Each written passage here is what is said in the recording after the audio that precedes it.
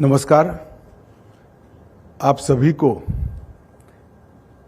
इस खूबसूरत शाम में मिलकर बहुत आनंद हो रहा है कि अति महत्वपूर्ण गणमान्य लोगों के बीच में मुझे देश की इंटरनल सिक्योरिटी के लिए बोलने का आप लोगों ने मौका दिया है। आज यहाँ पर एम्बेसडर और डिप्लोमेटिक ऑफिसर्स भी हैं, सिक्योरिटी और स्ट्रेटेजिक विषयों के अभ्यासु लोग भी हैं, कुछ स्टूडेंट भी हैं और कुछ मीडिया से जुड़े हुए लोग भी हैं।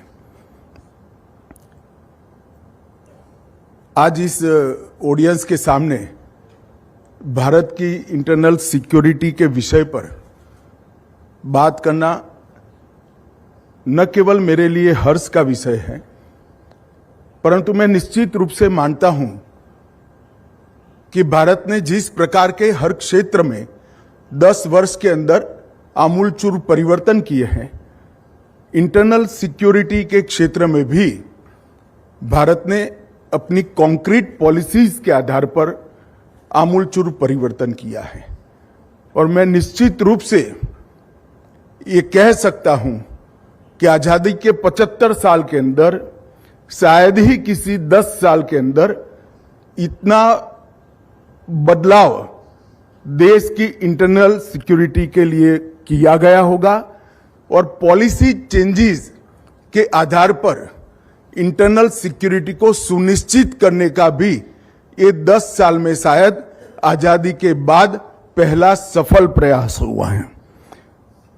मित्रों, इस 10 वर्ष में मोदी जी के नेतृत्व में भारत एक स्ट्रांग इंटरनल सिक्योरिटी नेटवर्क बनाने में सफल रहा है। मैं इसके लिए बाद में थोड़ी बात करूंगा, परंतु अभी ORF फॉरेन पॉलिसी सर्वे 2023 आप लोगों के सामने रखा गया है। मैंने बहुत हरीडली इसको देखा है, परंतु जिस प्रकार की भारत के अर्बन युवाओं में इसकी स्वीकृति मिली है, वो बताता है कि फॉरेन पॉलिसी जैसे कॉम्प्लेक्स विषय को भी कितनी सटीक तरीके से भारत सरकार और मोदी जी देश के आम जन तक पहुंचाने में सफल रहे हैं। लगभग 86% लोगों ने फॉरेन पॉलिसी की सराहना की है। मैं फॉरेन पॉलिसी पर ज्यादा बात करना नहीं चाहता क्योंकि ये मेरी आज की बात का विषय नहीं है, परंतु 2 बात मैं जरूर कहना चाहता हूं। एक, G20 के सफल आयोजन और बटे हुए विश्व में यूनानिमसली दिल्ली डिक्लेरेशन, इसने भारत की छवि को समग्र विश्व के सामने डिप्लोमेटिक सक्सेस के लिए बहुत उजागर किया है। और इसके साथ साथ इस G20 सम्मेलन ने हमारा वसुधैव कुटुंबकम का जो मूल मंत्र है, उसको पूरी दुनिया में पहुंचाने में सफलता प्राप्त करी है। ये पहला G20 सम्मेलन था जो एक सिटी के अंदर होने के बजाय इतने बड़े देश में 30 राज्य और केंद्र शासित प्रदेश और 58 स्थानों पर सफलता से हुआ है। ये G20 सम्मेलन भारत की सांस्कृतिक विरासत, भारत की सांस्कृतिक समृद्धि, इसका एक एम्बेसडर बनकर पूरे विश्व में भारत का परिचायक बना है। और उसके साथ साथ मैं ये भी कहना चाहूंगा कि जब पूरा विश्व ये मानता था कि कोरोना में भारत का क्या हाल होगा, वही भारत ने सक्सेसफुली दुनिया में गिनो चुने देशों ने जो वैक्सीन बनाया, वैक्सीन को 130 करोड़ लोगों तक पहुंचाया और 100 से ज्यादा देशों में वैक्सीन पहुंचाकर भारत की विश्व मित्र की छवि को उभारने का काम नरेंद्र मोदी जी ने किया है। मित्रों, 2024 का ये वर्ष दुनिया के लिए भी बहुत महत्वपूर्ण है। इस वर्ष में देश के 40 लोकतांत्रिक देशों में चुनाव होने वाले हैं। लगभग 41%, लगभग 3.3 बिलियन लोग वोटिंग करने वाले हैं। भारत के लगभग 1 बिलियन मतदाता भी वोटिंग कर अगले 5 साल तक फिर से एक बार मोदी जी को भारत की धुरा सौंपने का निर्णय करने वाले हैं, इसका मुझे पूरा विश्वास है। America, European union, Brazil, south Africa, Bharat से सटे हुए बांग्लादेश और भूटान में चुनाव हो गया है और लंका में भी चुनाव होने वाला है। मुझे विश्वास है कि सबसे पुराना लोकतंत्र और एक प्रकार से सबसे बड़े लोकतंत्र ऐसे भारत में फिर से एक बार लोकतंत्र के उत्सव को हम बहुत अच्छे तरीके से मनाएंगे और फिर से 5 साल के लिए मोदी सरकार कंटिन्यूअसली तीसरी टर्म के लिए पावर में आएगी। मित्रों, आज पूरी दुनिया भारत की सक्सेस स्टोरी की चर्चा कर रही है। टेररिज्म, क्लाइमेट चेंज, सोलर गठबंधन, मिलेट इनिशिएटिव, कई सारी चीजों से भारत को मोदी जी की सरकार ने, स्वयं प्रधानमंत्री मोदी ने सॉल्यूशन देने वाले देश के रूप में दुनिया के जनमानस के सामने प्रस्तावित किया है। और इसीलिए कई सारे सर्वे को मैं कोट करूं तो मोदी जी विश्व के सबसे लोकप्रिय state of head of state है और ये लगभग हर देश के सर्वे में रिफ्लेक्ट हुआ है। और आज भारत को विश्व मित्र के रूप में कई सारे लोग जानते भी हैं और मानते भी हैं। मित्रों, भारत के अंदर 10 साल पहले की बात भी थोड़ा समय लेकर जरूर कहना चाहूंगा। ये 10 साल भारत के लिए राजनीतिक स्थिरता, भ्रष्टाचार मुक्त शासन, जन कल्याण, इन्वेस्टर फ्रेंडली एजेंडा और शांतिपूर्ण माहौल स्थापित करने में बहुत बड़ी सक्सेस भारत को और भारत के प्रधानमंत्री मोदी जी को मिली है। यही 10 साल में हम दुनिया की 11वें नंबर की अर्थव्यवस्था से दुनिया की 5वें नंबर की अर्थव्यवस्था बने हैं। शायद ही भारत की इकोनॉमी ने इतनी बड़ी छलांग एक 10 साल के अंदर लगाई है। और मैं विश्वास के साथ कह सकता हूं, मोदी जी की तीसरी टर्म के बाद भारत दुनिया की तीसरे नंबर की इकोनॉमी बनकर समग्र विश्व के सामने गौरव के साथ खड़ा रहेगा। इस तरह का एक बेस इकोनॉमी का बनाने का काम ये 10 साल में हुआ है। दुनिया में सबसे तेज बढ़ती हुई इकोनॉमी आज भारत बना है। 7.6 ग्रोथ रेट के साथ 25 करोड़ लोग मल्टी डायमेंशनल पॉवर्टी से बाहर निकले हैं। 60 करोड़ गरीबों के जीवन स्तर को हमने उठाने का काम किया है। एक 10 साल के अंदर ही 70 साल की सभी कमियों को समाप्त किया है। 60 करोड़ गरीबों के जीवन में एक 10 साल के अंदर ही उनको घर देना, घर में बिजली देना, घर में शुद्ध पीने का पानी पहुंचाना, घर के अंदर टॉयलेट देना, गैस का कनेक्शन देना और 5 लाख तक की पूरी हेल्थ की सुविधा का खर्चा आज भारत सरकार उठा रही है। एक प्रकार से देश के 60 करोड़ लोगों को आजादी के सुफल शायद ये 10 साल के अंदर ही सबसे पहली बार चखने के लिए मिले हैं। और जहां तक डेमोक्रेसी का सवाल है, मैं आप सभी को बताना चाहता हूं कि भारत की डेमोक्रेसी को 3 नासूर हमेशा से परेशान करते थे और उस भ्रष्टाचार, परिवारवाद और तुष्टीकरण, ये तीनों नासूर से भारत की डेमोक्रेसी को हमेशा के लिए मुक्त करने का काम नरेंद्र मोदी गवर्नमेंट ने किया है और हमारी डेमोक्रेसी बहुत मजबूत हुई है।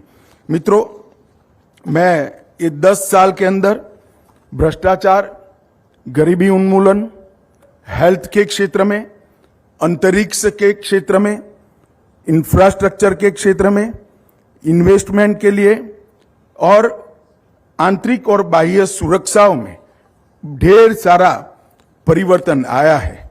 मैं सिर्फ इसको इस विषय को समाप्त करते हुए एक ही सक्सेस स्टोरी बताना चाहता हूं, बाद में मैं इंटरनल सिक्योरिटी पर बात करूंगा। डिजिटल इंडिया की सक्सेस स्टोरी, यूपीआई की सक्सेस स्टोरी।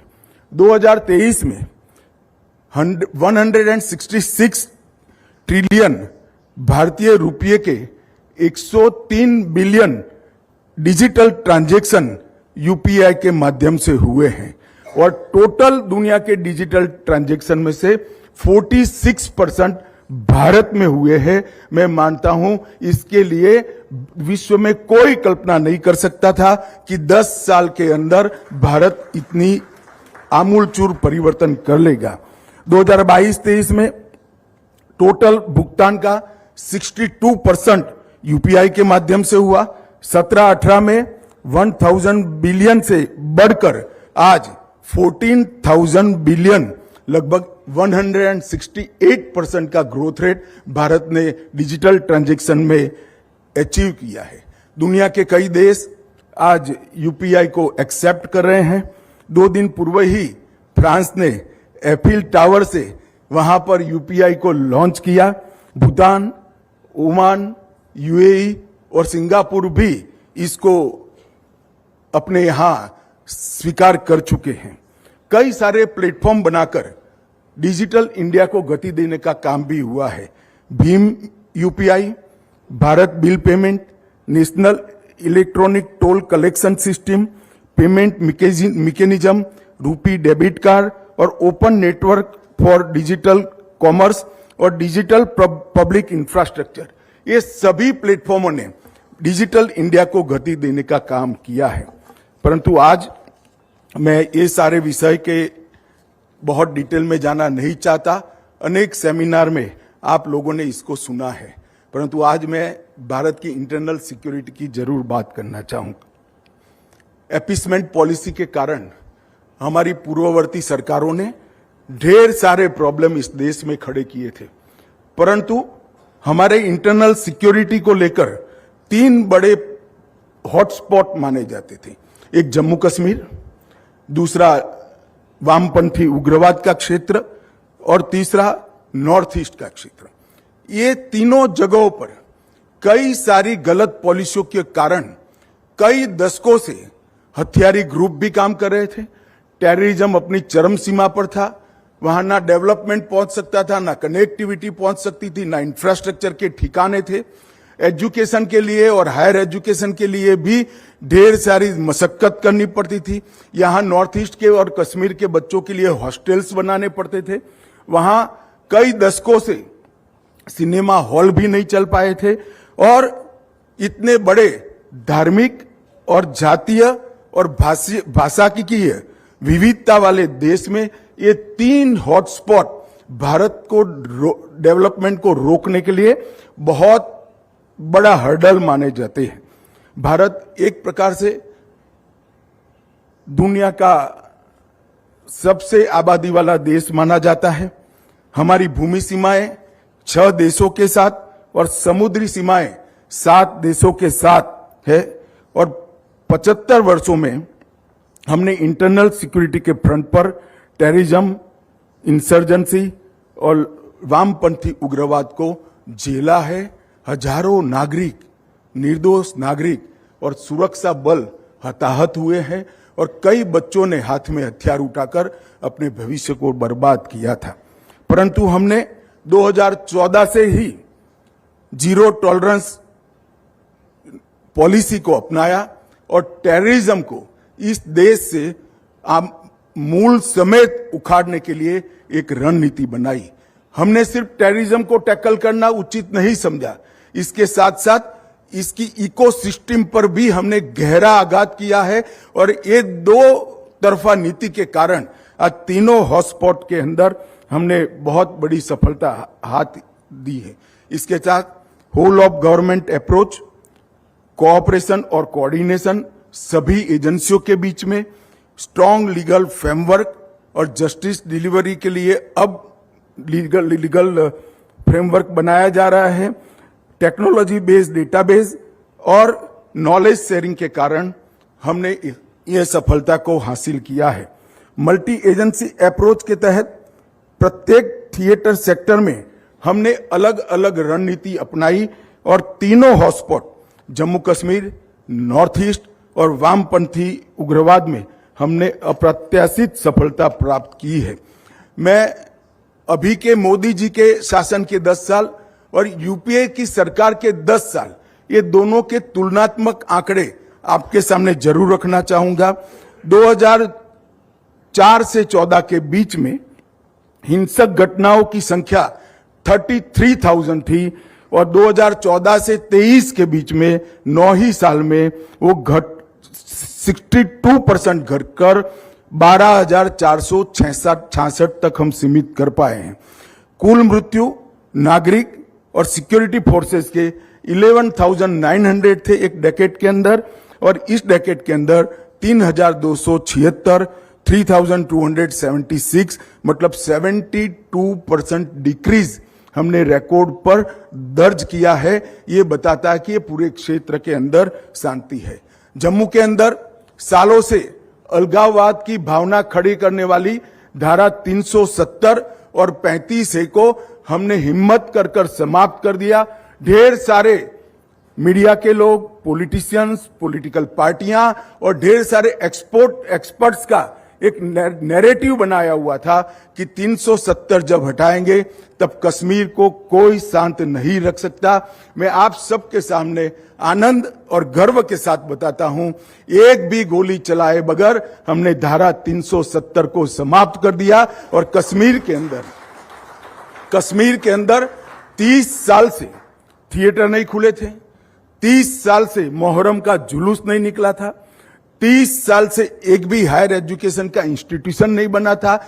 वो कश्मीर के अंदर आज थिएटर भी खुल चुके हैं, हायर एजुकेशन के 16 से ज्यादा इंस्टीट्यूट खुल चुके हैं और मोहर्रम का जुलूस भी चालू हुआ है और 2 करोड़ भारतीय और विदेशी नागरिक कश्मीर में टूरिस्ट के नाते एक साल में जाते हैं। और कश्मीर के अंदर हमने कई सारे लोगों को संवैधानिक अधिकार दिया। आज वहां पर 30,000 से ज्यादा लोकल रिप्रेजेंटेटिव अपनी कम्युनिटी को और अपने क्षेत्र को रिप्रेजेंट कर रहे हैं। हमारे यहाँ त्रिस्तरीय डेमोक्रेटिक व्यवस्था है। पंचायत और लोकल अर्बन बॉडी के अंदर 30,000 से ज्यादा लोग चुन कर आए हैं, जो आज कश्मीर का भविष्य खुद ही गढ़ रहे हैं।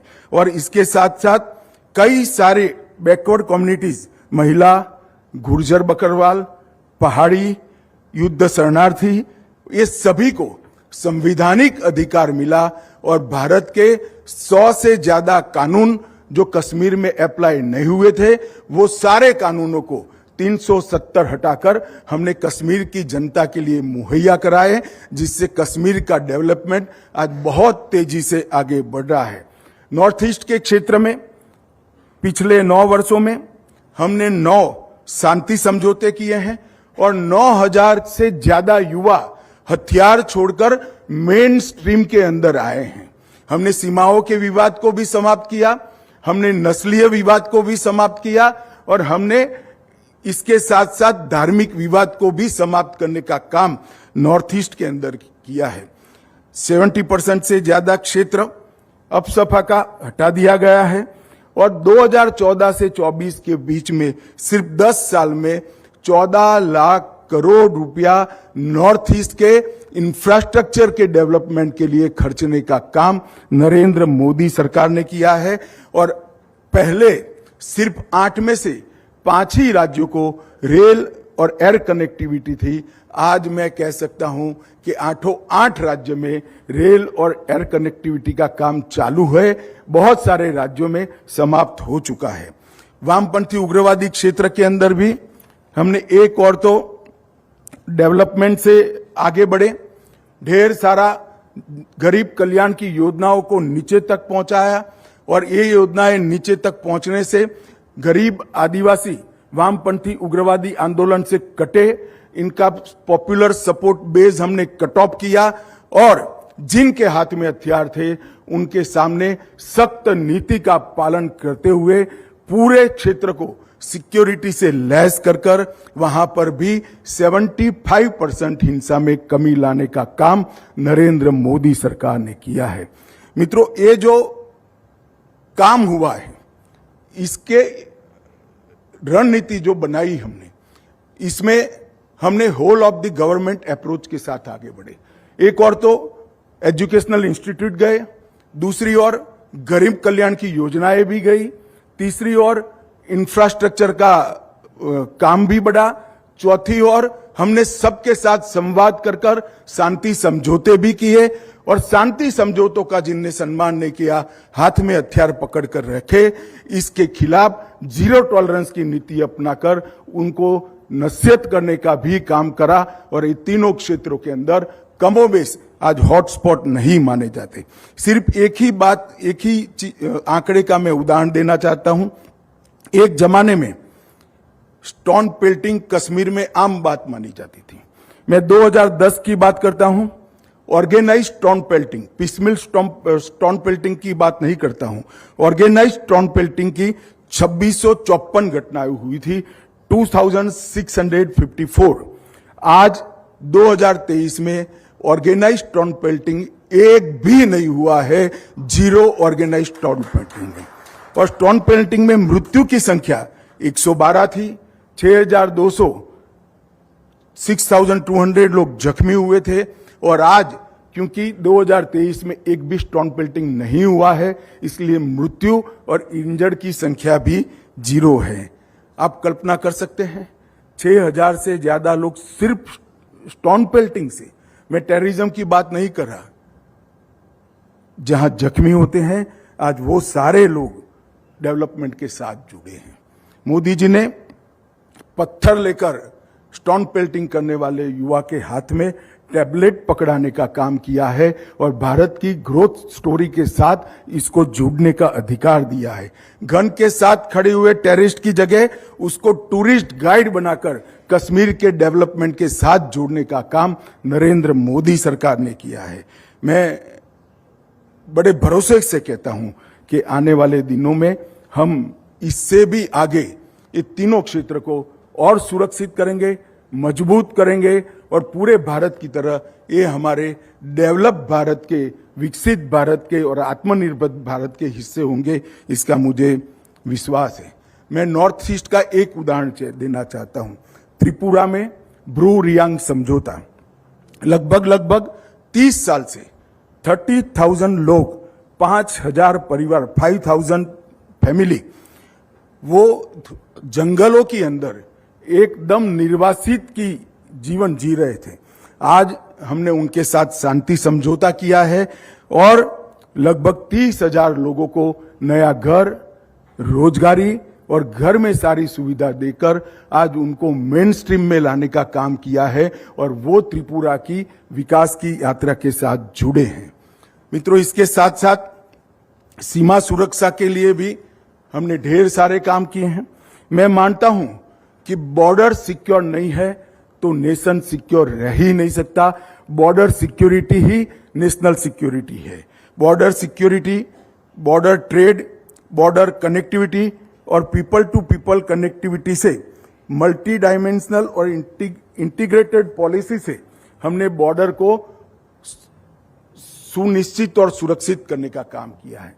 इसके साथ साथ वाइब्रेंट विलेज प्रोग्राम के तहत जो पहले देश का अंतिम गांव माना जाता था, आज मोदी जी ने देश के अंतिम गांव को देश का पहला गांव का नाम देकर इनके अंदर आत्मविश्वास भरने का काम किया। इसके साथ साथ सरकार की 300 की 300 योजनाएं, ये 6,000 बॉर्डर विलेज के साथ अंदर इसका 100% सैचुरेशन हमने 2 साल के अंदर लाने का तय किया है। 1 साल चला गया है, अगले 1 साल में ये 6,000 गांवों के अंदर सभी योजनाओं का सैचुरेशन होगा। इसका मतलब हर एक के पास घर होगा, हर एक के पास गैस होगा, हर एक के पास बिजली होगी, हर एक के पास शौचालय होगा, हर एक के पास पीने का पानी होगा, हर एक को मुफ्त खाने का अनाज 5 किलो पर पर्सन मिलेगा और हर एक को 5 लाख तक का हेल्थ का इंश्योरेंस मिलेगा।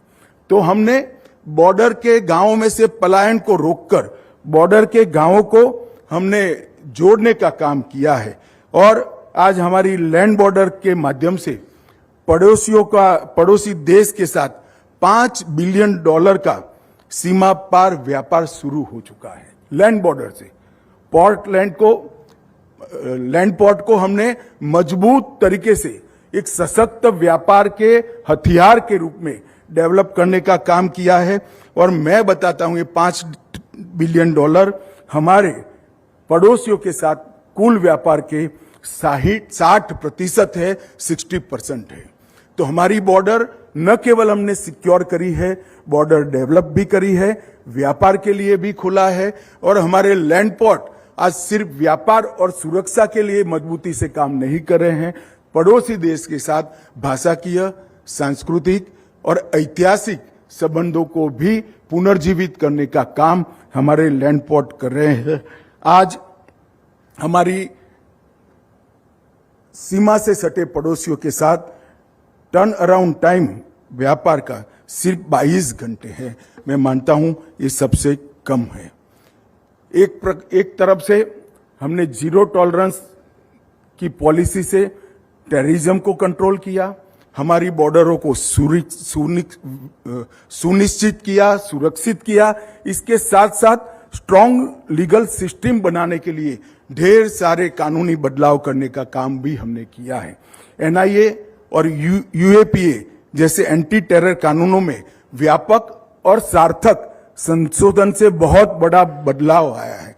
इससे हमारे देश की एजेंसियों को भारत के बाहर भी इन्वेस्टिगेशन का अधिकार मिला है और टेररिस्ट के फाइनेंशियल चेकिंग का अधिकार भी हमारी एजेंसियों को मिला है। इससे टेरर फाइनेंस की इकोसिस्टम को ध्वस्त करने में एनआईए ने बहुत बड़ी भूमिका निभाई है।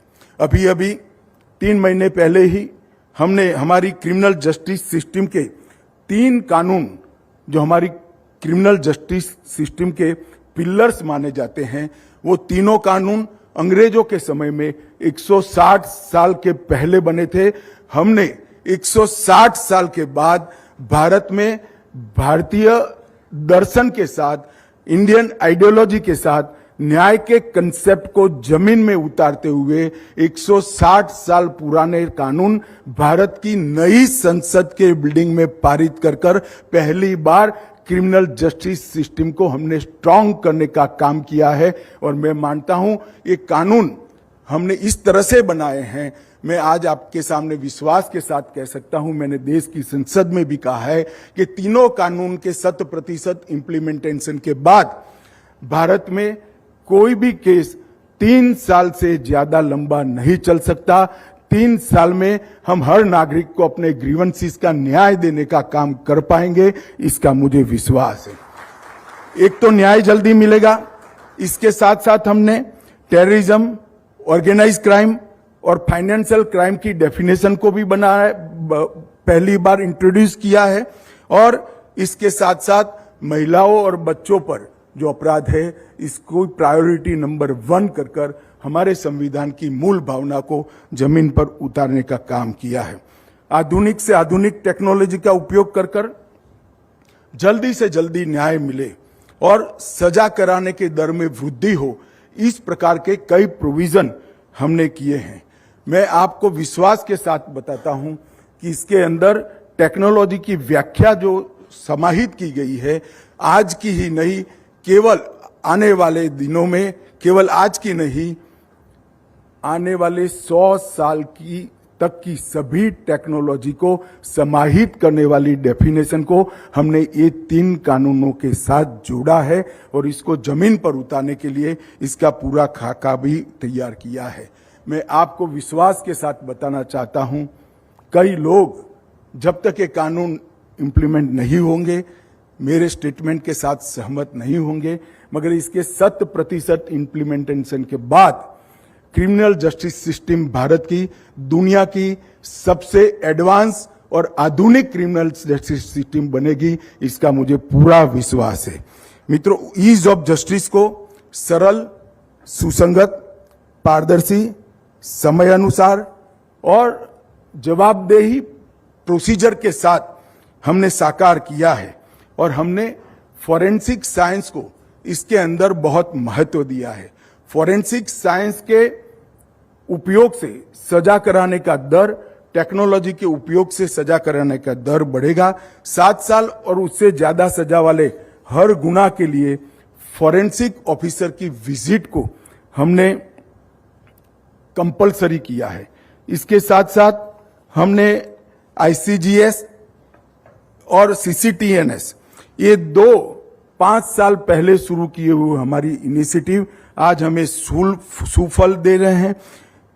आईसीजीएस के अंदर ई प्रोसिक्यूशन, ई प्रिजन, ई फॉरेंसिक, ई कोर्ट्स और ई पुलिस स्टेशन, ये 5 पिल्लर को एक साथ हमने कनेक्ट किया है और लगभग करोड़ों डेटाओं को इसके अंदर स्टोर करने का काम किया है।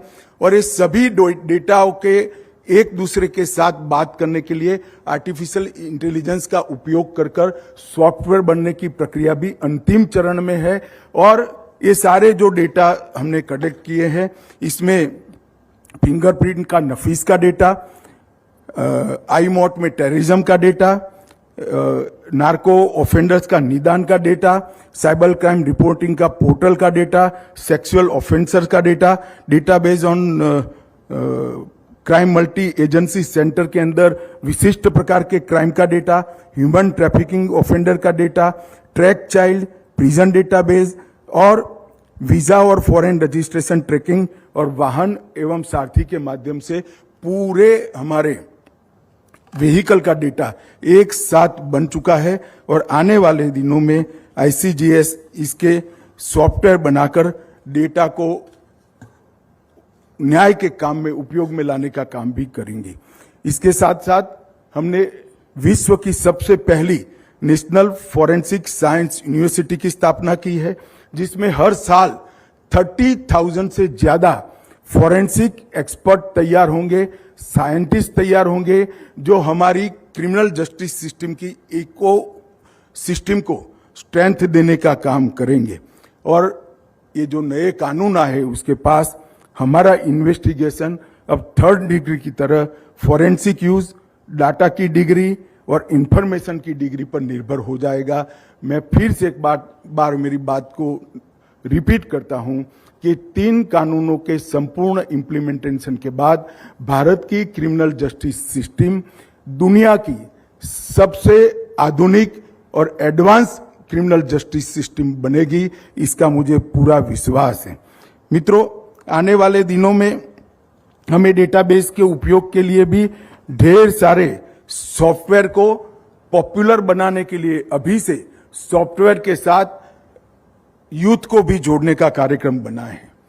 एक और इनिशिएटिव, नारकोटिक्स के खिलाफ लड़ाई, नशा मुक्त भारत का लक्ष्य मोदी जी ने 2047 में रखा है।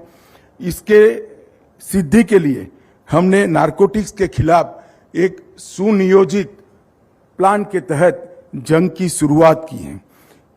भारत ने इसका परिचय अब तक दुनिया में 2 बड़े स्पॉट जो नारकोटिक्स के हैं उसको गोल्डन ट्रायंगल या गोल्डन क्रिसेंट के नाम से जाना जाता था। भारत ने उनका नाम डेथ ट्रायंगल और डेथ क्रिसेंट बनाकर नारकोटिक्स के प्रति हमारे अप्रोच को दुनिया के सामने स्पष्ट किया है। और आज इसके भी मैं कुछ स्टेटिस्टिक आपको जरूर देना चाहता हूं। लगभग 2006 से 13 के बीच में 1,52,000 किलोग्राम नारकोटिक्स पकड़ा गया था और 2014 से 22 के बीच में 3,95,000 नारकोटिक्स 3 टाइम इंक्रीज हमने पकड़ने का काम किया है। और मैं कीमत की बात करता हूं, क्वालिटी ऑफ नारकोटिक्स, तो 2006 से 2013 में 5,933 करोड़ की वैल्यू का नारकोटिक्स पकड़ा गया था और 2014 से 22 में 22,000 करोड़ के नारकोटिक्स को नष्ट करने का काम भारत की पुलिस ने किया है। लगभग 10,18,000 किलोग्राम मादक पदार्थ एक वर्ष में ही नष्ट किए गए हैं। मुझे विश्वास है कि हमारी एनकोड के 4 स्तरीय मैकेनिज्म के कारण आने वाले कुछ ही सालों में भारत नशा मुक्त बनेगा, इसका मुझे पूरा विश्वास है। हमने सिक्योरिटी के बदलते स्वरूप को भी बहुत विजन के साथ एनालिसिस कर इसके लिए हमारी स्ट्रेटेजी बनाई है। थ्रेट एनालिसिस करें तो हमें यह दिखता है कि खतरों का बहुत डाइवर्सिफिकेशन हुआ है। हाइब्रिड थ्रेट लैंडस्केप को देखते हुए हमें किसी भी चुनौती के या किसी भी घटना को हम आइसोलेशन में नहीं देख सकते। एक छोटा सा साइबर फ्रॉड भी किसी बड़े आतंकवादी फंडिंग की चैनल का हिस्सा हो सकता है और एक जिले के किसी नारकोटिक्स के इन्वेस्टिगेशन का केस भी इंटरनेशनल नेटवर्क का हिस्सा हो सकता है। इसके साथ हमने टॉप टू बॉटम और बॉटम टू टॉप इन्वेस्टिगेशन के अप्रोच को अपनाया है और इससे ढेर सारा इन्वेस्टिगेशन में हमने नेटवर्क ध्वस्त करने में हमने बड़ी सफलता मिली है। हमने सिक्योरिटी सिनेरियो को एनालिसिस कर एक मजबूत इकोसिस्टम बनाने का काम किया है। डाटा और सूचना की क्रांति के समय में अपराध और अपराधी दोनों का स्वरूप बदला है। आज अपराध की कोई भौगोलिक सीमा नहीं है। बॉर्डर से ऊपर उठकर ही इस पर कंट्रोल का हमने स्ट्रेटेजी बनाना पड़ेगा और इसलिए हमने हमारी लॉ एनफोर्समेंट एजेंसियों की जो 2 चुनौती है, एक तो राज्य की संप्रभुता के दायरे में कानून लागू करना और दूसरी तरफ अपराध के ग्लोबल नेचर को समझकर न्याय की चिंता करना। ये दोनों को समझकर हमने अपनी स्ट्रेटेजी अपनाई है। मैंने अभी ही कॉमनवेल्थ देशों के अटॉर्नी और सॉलिसिटर जनरल की जो मीटिंग थी, इसमें एक बात कही थी, मैं यहाँ रिपीट करना जरूर चाहूंगा। मेरा निश्चित रूप से मानना है मित्रों कि geographical border law enforcement agency के लिए मर्यादा नहीं होनी चाहिए, लिमिट नहीं होनी चाहिए। जियोग्राफिकल बॉर्डर एक मीटिंग पॉइंट होना चाहिए दूसरे देश के कानून और एजेंसी का सहयोग लेकर पूरे दुनिया में से क्रिमिनल्स को समाप्त करने के लिए। क्राइम जब सीमाओं का सम्मान नहीं करता तब हमने सीमाओं को एंड नहीं मीन्स के रूप में इंटरप्रेट कर आगे बढ़ना पड़ेगा और इसको मीटिंग पॉइंट के रूप में लेना पड़ेगा। हमने इंटरनेशनल कोऑपरेशन के लिए भी रोड मैप बनाया है। इंटरपोल में नो मनी फॉर टेरर तथा G20 के प्लेटफॉर्म पर हमने देशों को टेररिज्म और टेरर फाइनेंस की व्याख्या सभी देशों की अलग अलग है, एक कॉमन डेफिनेशन पर आने के लिए अपील की है। काउंटर टेरर, एंटी नार्कोटिक्स और साइबर रिस्पांस एजेंसियों की रियल टाइम कोऑपरेशन के लिए एक एक्सचेंज बनाने की भी हमने बात की है। भारत ऑलरेडी इंटरनल सिक्योरिटी की चुनौतियों के देखते हुए अगले 25 साल तक की चुनौतियों को ध्यान में रखकर अपनी पुलिसिंग में बदलाव ला रहा है। फ्यूचर वर्ल्ड पुलिसिंग को भी शेप देने का और एक दूसरे के साथ जुड़ने का समय आ गया है। टेरर फाइनेंस की चुनौतियों को देखते हुए इंटेलिजेंस तथा इन्वेस्टिगेशन एजेंसियों को एक साथ व्यापक मॉनिटरिंग नेटवर्क प्रस्तापित करने की दिशा में भी आगे बढ़ना चाहिए। और हमने जो टेरर मनी के लिए एक पॉलिसी अपनाई है, ट्रेस, टारगेट और टर्मिनेट, ये पॉलिसी को वैश्विक रूप से एक्सेप्टेंस लाने के लिए पूरी दुनिया ने आगे बढ़ना पड़ेगा। मित्रों, आज 14 साल में मोदी जी ने भारत के अंदर बहुत सारा परिवर्तन किया है। आज भारत अंतरिक्ष हो या इंफ्रास्ट्रक्चर हो, एग्रीकल्चर हो या R&D हो, हर क्षेत्र के अंदर भारत आगे बढ़ रहा है। हमने मोदी जी ने एक स्वप्न रखा है 2047 में जब भारत के आजादी की शताब्दी होगी तब भारत पूर्ण विकसित देश होगा, भारत आत्मनिर्भर देश होगा और भारत विश्व मित्र की भूमिका भी निभाएगा। और ये स्वप्न को पूरा करने के लिए हमने इंटरनल सिक्योरिटी और एक्सटर्नल सिक्योरिटी दोनों को हमने मजबूत करने का निर्णय किया है और 10 साल में इसका इंफ्रास्ट्रक्चर बनाने में हमने बहुत बड़ा नींव डालने का काम किया है, जिस पर आने वाले दिनों में एक भव्य इमारत शुरू होगी। मैं इतना जरूर कहना चाहता हूं कि आजादी के समय से 2014 तक भारत की इंटरनल सिक्योरिटी और एक्सटर्नल सिक्योरिटी के लिए कोई पॉलिसी नहीं थी। वो भारत की विदेश नीति के बोझ के तले दब गई थी। अब हमारी विदेश नीति भी स्पष्ट हो गई है। हम पूरी दुनिया से दोस्ती निभाना चाहते हैं, पर हम हमारी सीमाओं के और देश की सुरक्षा के साथ, हमारे नागरिकों की सुरक्षा के साथ कोई समझौता नहीं करेंगे। ये हमारी इंटरनल और एक्सटर्नल सिक्योरिटी की पॉलिसी को हमने थ्रस्ट के साथ दुनिया के सामने रखा है और दुनिया ने भी हमारे अधिकारों का सम्मान किया है। इसका मुझे आनंद है। मित्रों, फिर से एक बार मैं बड़े विश्वास के साथ मोदी गवर्नमेंट की ओर से पूरे देश की जनता को, आप सभी के माध्यम से, पूरी दुनिया को आप सभी के माध्यम से कहना चाहता हूं कि आने वाले समय में इंटरनल सिक्योरिटी और एक्सटर्नल सिक्योरिटी में भारत एक सुरक्षित और एडवांस टेक्नोलॉजी से लैस देश बनेगा। इसका मुझे विश्वास है। धन्यवाद।